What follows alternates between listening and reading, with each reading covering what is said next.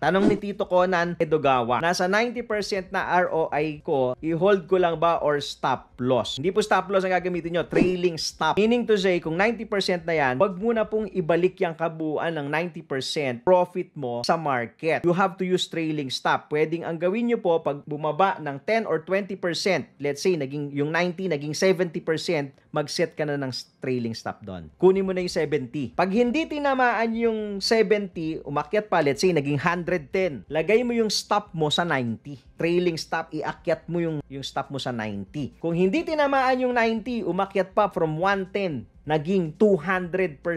Iakyat mo yung stop mo sa 170 or 160. So, pag tinamaan yon, okay, take profit. You have 180%.